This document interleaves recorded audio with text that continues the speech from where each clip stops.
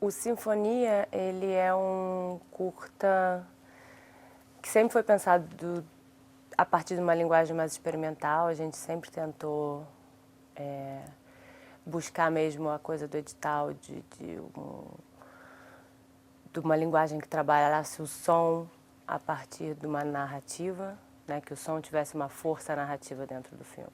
Uma das coisas interessantes do Sinfonia foi tentar entender esses dois processos, né, tanto o processo da construção do violino com o luthier, quanto o processo de aprendizagem do aluno tocando o violino, assim. A parte de pesquisa foi muito interessante, principalmente a parte do luthier.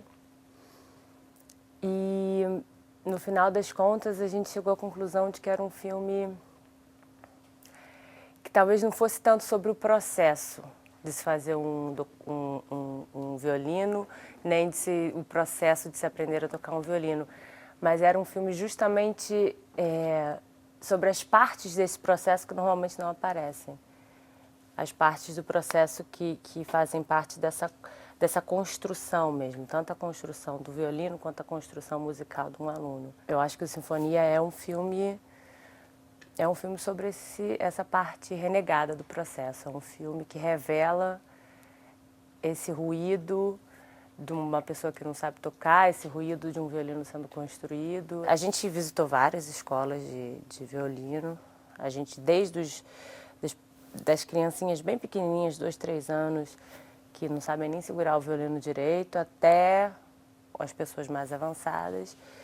E daí a gente chegou até a escola do Vila Lobos, né? De música do Vila Lobos. Eles têm um projeto muito interessante. E aí a gente resolveu ali, dentro daquela escola, escolher de 4 a 5 alunos que pudessem um pouco demonstrar esse processo de aprendizagem, né? A gente dividiu em níveis, mais ou menos. A gente falava aluno nível 1, 2, 3 e 4. O nível 5, que era o nível já mais avançado. E aí esses alunos tinham aula uma vez por semana no Museu da República e a gente começou a acompanhar essas aulas. A gente gravava uma vez por semana com cada um. Isso foi a parte dos alunos, né? Daí a gente conseguiu essa evolução a partir de mais ou menos 4 ou 5 alunos. A parte do violino foi mais demorada até, na cidade do Rio de Janeiro. A gente teve que um pouco adaptar as nossas necessidades à produção do Jonas, né? Então, tiveram partes que a gente não pôde fazer da construção do violino porque não tinha como fazer. Por exemplo, toda a madeira que ele constrói o violino vem da Itália e é uma coisa super cara. E a gente não tinha como pedir essa madeira, ela também demora meses para chegar. E o Jonas já tinha todas as madeiras cortadas. Vem um pedaço grande de madeira e ele já corta do tamanho exato para fazer a moldura, para tirar só o corpo do violino. Então, quando a gente viu que a gente não ia conseguir ter essa parte de cortar madeira e tal, a gente perguntou para o Jonas se teria como pelo menos uma parte do processo, que é cortar essa madeira em 2 partes e juntar, porque essa parte do violino ela é, né, tem uma parte aqui, outra aqui, e aí você junta, tanto que o violino tem aquela linhazinha no meio, né? Então isso a gente conseguiu mais ou menos fazer com ele meio que fakeado. Foi a única parte do processo que a gente teve que dar uma fakeada. E o resto ele foi sempre super solícito, ele ligava pra gente sempre falando, olha, semana que vem eu vou estar fazendo isso, eu vou pegar aquele braço e dar mais uma lapidadazinha. Aí a gente ia lá e gravava só ele lapidando o braço. Foi um processo bem lento, assim.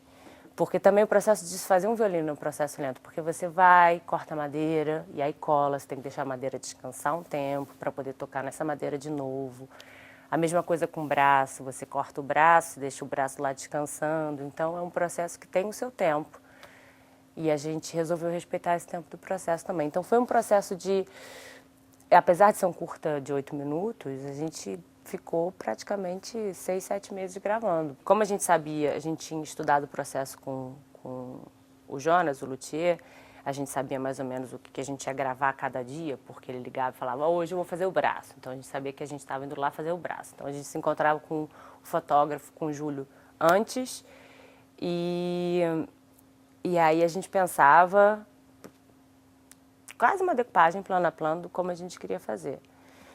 E com muita tranquilidade, assim, cada vez que a gente ia lá, a gente gravava um processo, passava horas para fazer planos super bonitos, mudava a luz. Não era... Nesse sentido, a gente fez uma coisa mais próxima à ficção do que ao documentário, porque a gente trabalhava cada plano com um tempo que normalmente você não tem num documentário. Se você está acompanhando um personagem, você está acompanhando um personagem.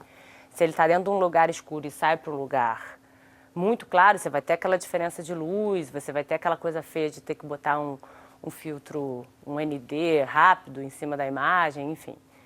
E com a gente isso no Sinfonia não aconteceu. A gente, os planos, a gente pensava assim, nos mínimos detalhes, a luz, a gente quer ver aquela poeirinha caindo na hora que o Jonas conseguir furar o último buraco do braço. A intenção era deixar a imagem muito bonita, para a gente poder contrastar com um som muito ruidoso, com um som muito carregado em cima daquela imagem, sabe? A gente não queria que a imagem tivesse nenhum ruído que pudesse atrapalhar essa força do som na banda sonora. Uma coisa interessante no processo de Sinfonia também foi o seguinte: a gente não é um coletivo, mas somos 4 diretores. E foi um processo coletivo desde o início, desde que a gente sentou para escrever.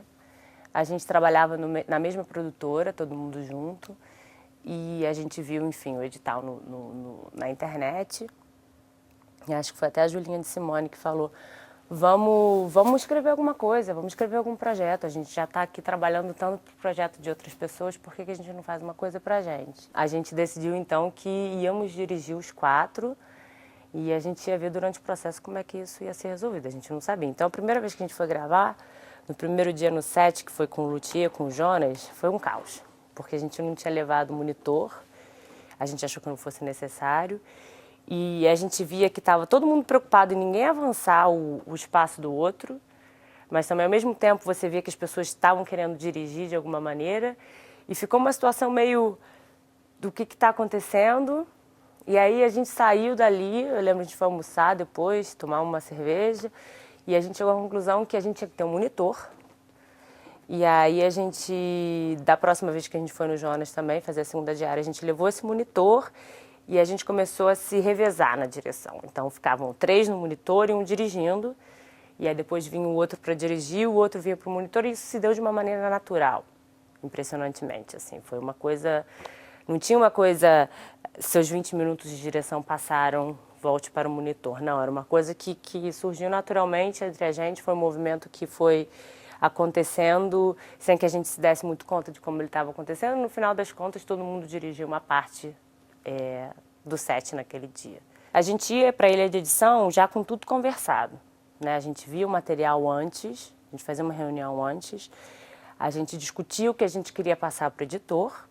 E chegavam os 4 na ilha, só que só um falava de maneira direta para tentar atrapalhar o mínimo possível o processo de edição. O processo de edição acho que foi o mais complicado de todos, porque é ali um pouco que o filme se constrói.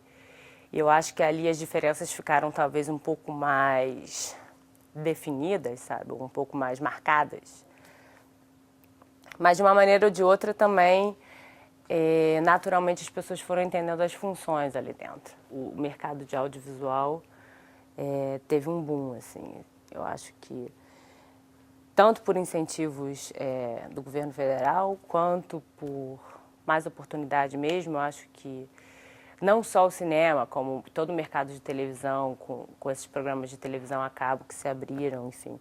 Eu acho que a produção é muito maior do que era 15 anos atrás.